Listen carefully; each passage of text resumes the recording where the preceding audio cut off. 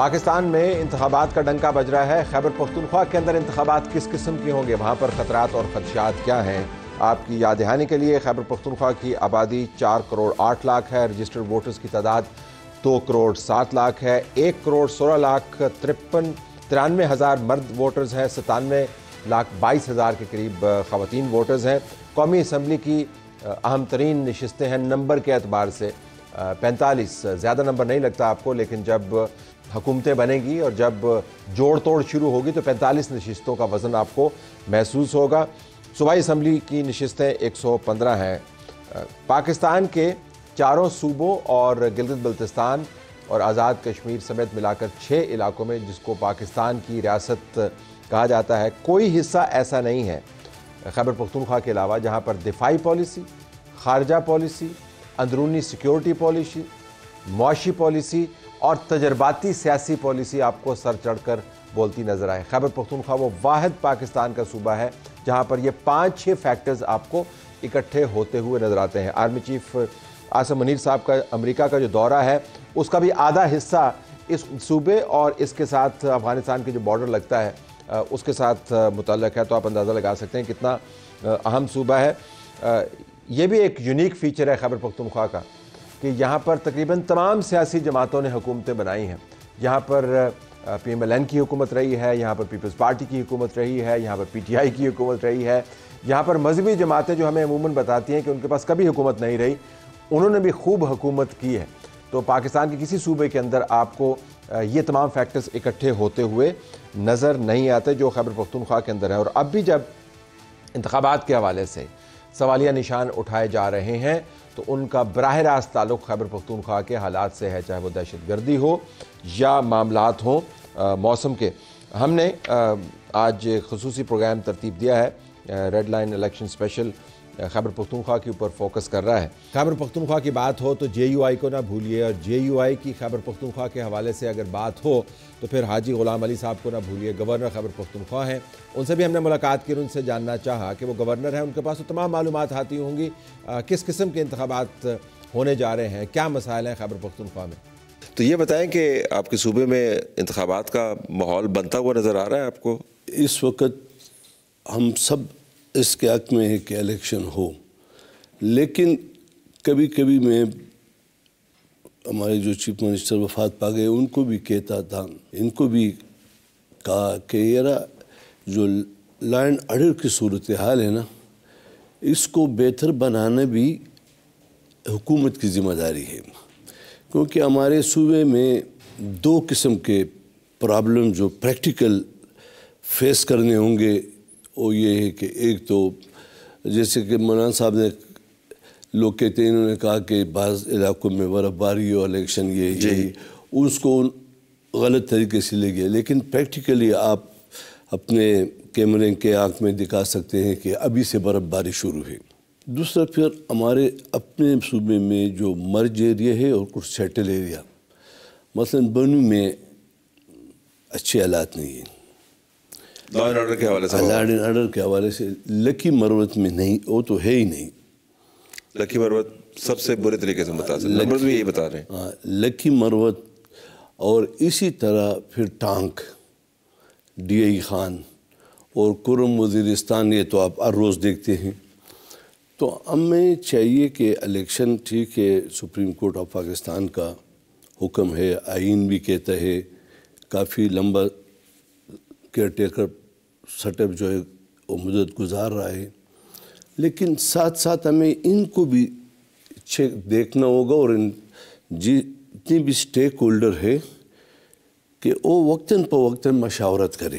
سردی کے معاملات نپٹائے جا سکتے ہیں، لیکن لا اینڈ آرڈر جو ہے، یہی کہتا ہوں نا، تو یہ ساری چیزوں کو مد نظر رکھ کر federal government, provincial government, election commission, ان کو اس پہ نظر رکھنا چاہیے پہلے سے، یہ نہ کہ ہم بیلٹ پیپر بھیج دیں اور ادھر خدا نخواستہ ایک واقعہ وہ جو دوسرا کچھ ہو اور پھر مزید مشکلات کا شکار ہوں۔ تو چونکہ ریاست ہماری ہے، حکومت ہماری ہے، عوام ہماری ہے، پاکستان ہمارا ہے، ان سب کا ہے، اس کا تحفظ کرنا تو فیڈرل گورنمنٹ، پروونشل گورنمنٹ اور ریاستی اداروں کی ذمہ داری ہے۔ یہ فرمائیے گا کہ آپ نے 2008 کے انتخابات بھی دیکھے ہیں، 2013 کے انتخابات بھی دیکھے ہیں، 2018 کے لیے ماحول لا اینڈ آرڈر کے حوالے سے بہت موافق تھا اگرچہ خطرات موجود تھے. تو جب آپ 2008 2013 سے موازنہ کرتے ہیں تو موجودہ حالات میں بالخصوص ان اضلاع میں جن کا آپ نے ذکر فرمایا ٹھیک تھے حالات. ان اضلاع میں الیکشن ہوا تھا، کوئی واقعہ نہیں ہوا. ڈوئی خان میں آپ دیکھیں، لکی مروت میں دیکھیں، بنو میں تو تصور نہیں تھا. بنو میں تو آپ تصور نہیں کر سکتے 8 میں اور اس میں جو الیکشن ہوئے ہیں. ابھی آپ دیکھتے ہیں، آپ کے سامنے ہے سب کچھ.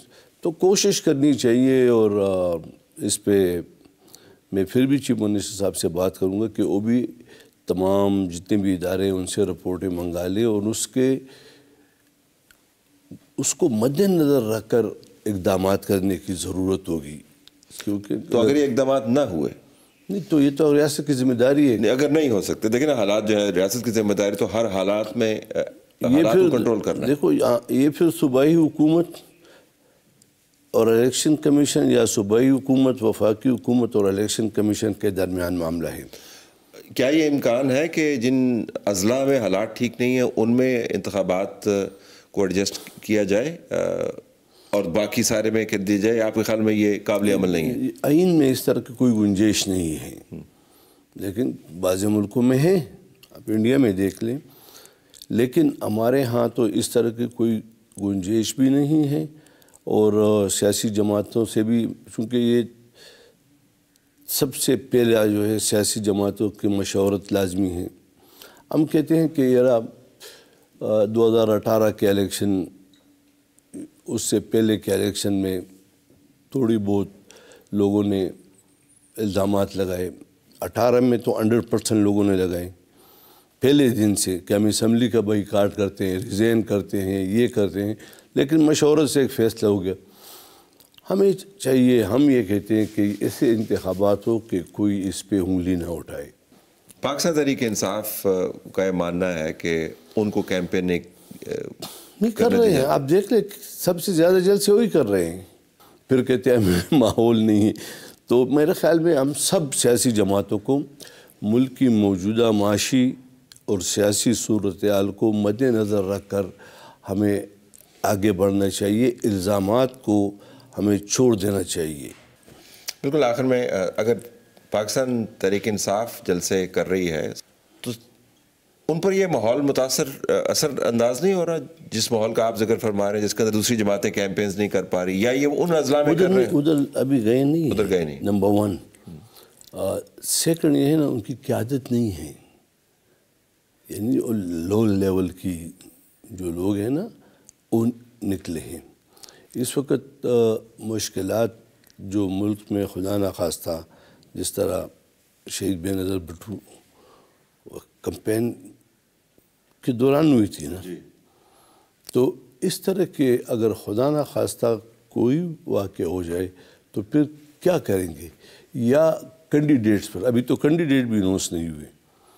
اب عام چونکہ پبلک ہے، عام لوگ نکل رہے ہیں، ان کے لوکل مقامی لوگ جو ہے وہ کر رہے ہیں، یا جو ہمارے اور جماعتوں کی بھی ہے وہ بھی چھوٹے چھوٹے جن کو یہ یقین ہے کہ مجھے یہ ٹکٹ ملے گا، تو ذرا اجروں میں لوگوں میں دعا سلام شروع کی ہے.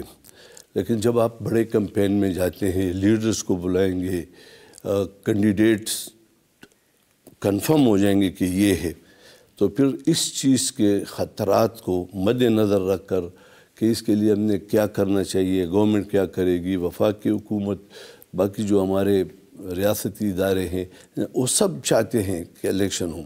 تو اس طرح اگر ہم سارے سیاسی جماعتیں، الیکشن کمیشن شاید سیاسی جماعتوں کو، تمام جو مشران ہیں ان کو بلائیں اور ایک مشاورت کریں اور ایک ضابطہ اخلاق بنائیں کہ یہ الزامات کی سیاست، یہ جو 2018 سے جو چیز شروع ہوئی ہے، اب اس کو شائستگی سے اس کا خاتمہ کرنا ہے. جو الزامات تھے، یہ چھوڑے اور وہ چھوڑے، یہ چیزیں ملک کو آگے نہیں لے جاتے. یہ ملک میں نفرتیں پیدا کر کے قوموں کو، لوگوں کو تقسیم کرتے ہیں. تو سیاسی جماعتوں کا میرا ذاتی خیال ہے بحیثیت ایک سیاسی کارکن کے کہ سیاسی جماعتیں جو ہے وہ اہم رول ادا کر سکتی ہیں عوام کو آپس میں جوڑنے کے لیے. باقی ٹھیک ہے ووٹ دو جس کو جو ہے اس کا ہمارا کوئی غرض نہیں.